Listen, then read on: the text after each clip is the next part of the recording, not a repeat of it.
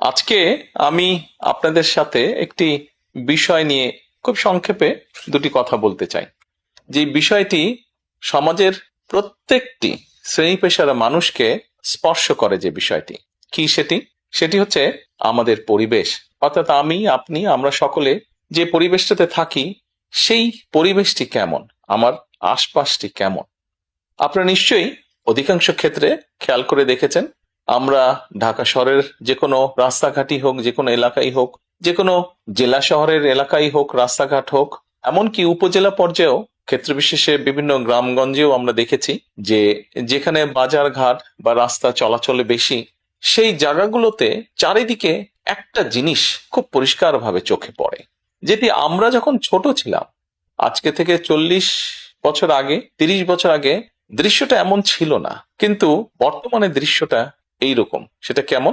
চারিদিকে আমার আপনার আমাদের ব্যবহার করা হাতের টিস্যু, অথবা আমার আপনার খাওয়া চিপসের প্যাকেট, অথবা বাসায় ব্যবহার করা রান্নার তেল যে তার প্লাস্টিকের বোতলটি, অথবা আমি বা আপনি পানি পান করেছি প্লাস্টিকের বোতল থেকে সেই বোতলটি, এরকম আরো অনেক ধরনের আবর্জনা যত্র তত্র সব জায়গায় ছড়িয়ে আছে। কোনো জায়গায় একটু বেশি জমা হয়ে আছে, অথবা যত্র তত্র লোকালয়ের চারিদিকে ছড়িয়ে আছে।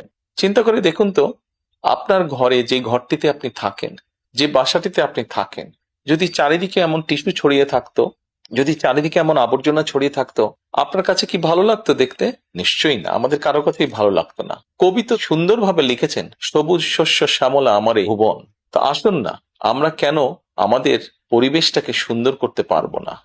বাংলাদেশের অধিকাংশ মানুষই পায়ে হেঁটে চলে, অথবা রিক্সায় যায়, অথবা বাসে চলাচল করে। এই মানুষগুলো যখন রাস্তা পার হয়, বিভিন্ন জায়গায় যখন আবর্জনা জমে থাকে, ময়লা থাকে, এই মানুষগুলোর কিন্তু অনেক কষ্ট হয়, বিভিন্ন জায়গায় অনেক দুর্গন্ধ হয় আবর্জনা জমে থাকে। তবে আমরা যদি সকলে মিলে একটু সচেতন হই, আমরা যদি নিজেরা সচেতন হই, যত্রতত্র যদি আমাদের ব্যবহারকৃত আবর্জনাগুলো যদি যত্রতত্র আমরা না ফেলে দিই, আমরা যদি একটি নির্দিষ্ট জায়গায় এই আবর্জনাকে জমা করি এবং নির্দিষ্ট উপায়ে যদি এটাকে পরে ধ্বংস করি, তাহলে যেমন আমাদের পরিবেশটি ভালো থাকবে, ঠিক একইভাবে আমরা আমাদের পরিবেশটাকে সুন্দরভাবে রাখতে পারবো।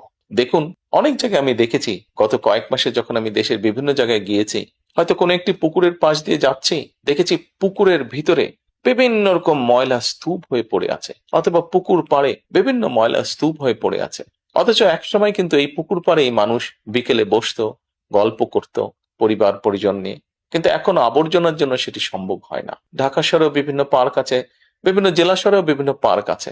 আমরা পার্কগুলোতে যাচ্ছি বিকেল বেলায় পরিবার পরিজনকে সাথে নিয়ে, কিন্তু গিয়ে যখন আমরা চিনেবাদাম খাচ্ছি, অথবা চিপস খাচ্ছি, অথবা বাচ্চারা লজেন্স খাচ্ছে, খেয়েই আমরা জিনিসটা সেখানে ফেলে দিচ্ছি।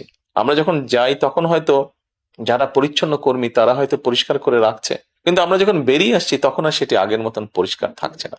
কিন্তু যদি যে পরিষ্কার থাকতো, আপনি যদি পরিষ্কার করে রেখে আসেন, আপনার পরবর্তীতে যে যাবে সেও সেই পরিচ্ছন্নতা, সুন্দর পরিবেশটি উপভোগ করতে পারবে। কাজে আসুন না, আমরা যদি আজকে থেকে প্রত্যেকে সচেতন হই, আমাদের হাতের আবর্জনা বা ব্যবহৃত আবর্জনা যদি নির্দিষ্ট জায়গায় সুন্দরভাবে আমরা গুছিয়ে ফেলি, তাহলে ধীরে ধীরে হয়তো আমরা আমাদের এই বাংলাদেশটাকে আবর্জনা মুক্ত করতে পারবো, সুন্দর একটি পরিবেশ গড়ে তুলতে পারবো। দেশটা তো আমাদের সকলের।